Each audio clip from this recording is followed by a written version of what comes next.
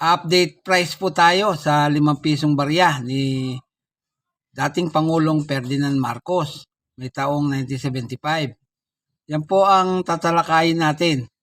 Pero bago yan, kilalanin muna natin ang ating barya.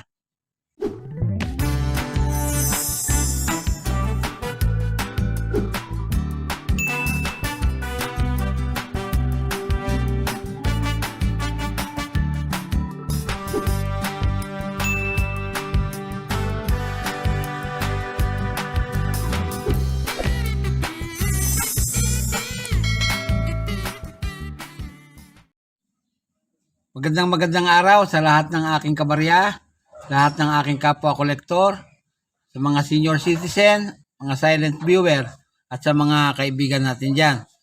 Magandang araw po. Meron po tayong mga barya dito ngayon.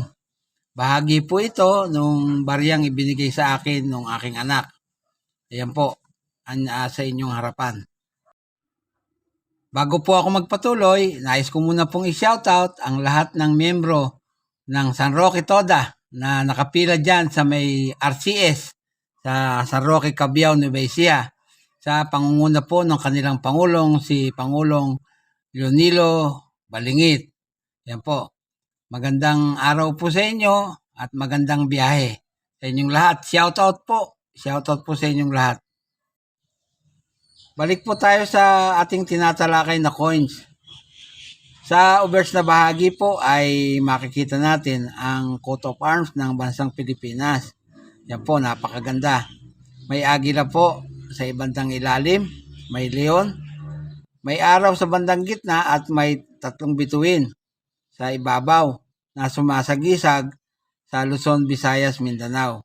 Yan po. Tapos po, yung letrang nakapaikot ay Republika ng Pilipinas. Yan. Sa may ribbon, nakalagay din, Republika ng Pilipinas. At pagkatapos ng ribbon, yung kanyang value, 5 piso. Yan. Ang translation po niyan ay Republic of the Philippines. Yan po. Sa reverse na bahagi naman, makikita natin ang larawan ng dati nating Pangulong si Ferdinand Marcos. Yan po, nakaharap sa bandang kaliwa. Napakaganda ng kanyang larawan. Tapos ang script na nakasulat ay ang bagong lipunan. Yan po. Sa may bandang baba niya ay nakasulat ang katagang Setyembre 21, 1972. Tapos sa ilalim ay Pangulong Ferdinand E. Marcos. Tapos yung petsa ng pagkakagawa, 1975. Meron pang 2 star sa magkabilang sulok ng kanyang pangalan. Yan po, makikita ninyo. Ang translation naman yan ay The New Society, September 21, 1972. President Ferdinand E. Marcos. Ang engraver po niyan ay si James Perel. Ang age po niyan ay Lane. Ginawa po yan, coins na yan, sa 4 na pagawaan.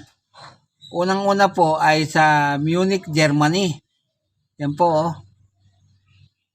Sumunod po sa Share Mint sa Port sa Kewan, Canada.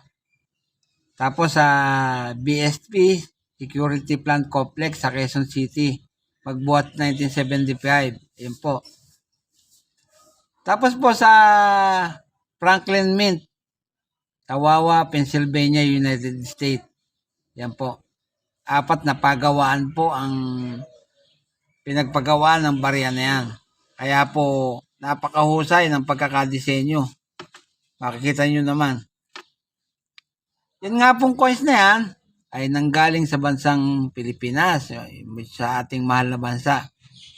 Ang period, Republic, nagbuhat 1946 hanggang sa kasalukuyan. Ang type, Standard Circulation Coin. Ang taon po ay 1975 hanggang 1982. Yan po ang taon ng pagkakagawa ng mga barya na yan. Ang value po, 5 piso. Yung currency po natin, piso. Magbuhat noon hanggang ngayon. Yan po. Ang komposisyon naman po ay nickel. Tumitimbang po ng 22 grams. May kabigatan po yan at diameter na 36.5 mm. Yan, medyo malaki rin. Ang kapal, 2.6 mm. Talagang makapal po. Oh. Makikita nyo. May kakapalan talaga. Medal alignment po ang orientation yan. At milled ang technique na ginamit. Na-demonetize na po yan noong January 2, 1998. Pero nag-iwan po ng number na N-number 4518 at reference number na KM number 210, school number 68. At dumito na tayo sa kanyang update price. Yan po. Noong pong 1975, yan po, marami po ang ipinagawang coins. 20 million yung sa isang pagawaan. Tapos yung mat at na tinatawag ay 3,850. Yan po.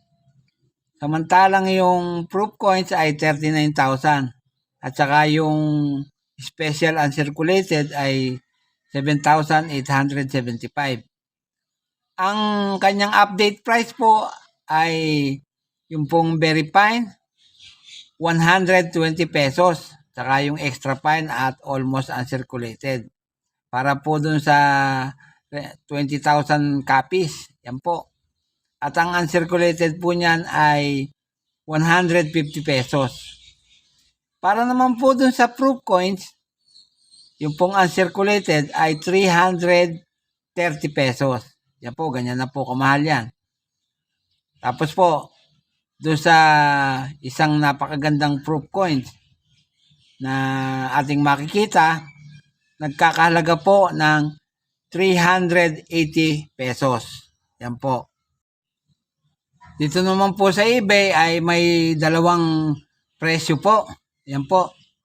Yung pong unang proof coins ay nagkakahalaga ng $125. Yan po. Yan na po ang presyo niyan. Tapos po, dun sa isang eBay naman, nagkakahalaga po ng $100 yung proof coins. Yan po. Pero po dito sa atin, nung magkaroon ng auction sa Cat Auction, yan po, Cat Auction 63, yan po ay may lot number na 3061 noong July 26, 2022. Yan po. Ang value po ay 1,128 pesos, 0.33 o 17 euro. Yan po ang pagkakabili dyan.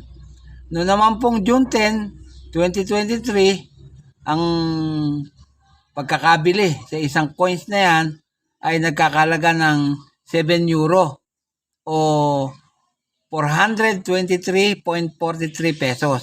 Yan po, talaga pong medyo nagmamahal na. Yan po lamang at wala nang iba. At bago po ako magtapos sa aking content sa araw na ito, ay nais ko pong i-shoutout si The Connoisseur. Yan po, si John Adam Marsan, yung lagi kong taga-subaybay.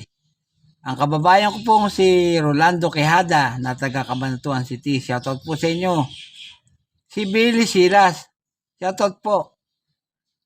Special shoutout kay Jersey Garcia ng San Roque, Cabiao, Nueva Ecija. Shoutout sa iyo, bro. Shoutout kay Antonio B. sa Tolombon. Yan po. Kay Flordalisa Alisna. Kay Damaso Ramos. Shoutout po sa inyo. Shoutout sa aking kaibigang si CNH Vlog PH at kay Ate Simple Lotlot. Gayon din kay Nitoy AC na aking kababayan, vlogger din, at kay Simple Maris, kay Ray Pabilona at Channel Pabilona. Yan po. Walang tigil at walang sawa po ako sa inyong nagpapasalamat sapagkat lagi kayong nandyan at nakasubaybay sa aking channel. Huwag po sana ninyong makalimutan ang mag-subscribe para po sa mga baguhan. Pakipindot po ang like at pakishare. Gayon din po yung notification bell. Pindutin nyo na rin po para po lagi kayong updated sa tuwing may bago akong content. At sa huli po ay masabi kong mabuhay tayong lahat.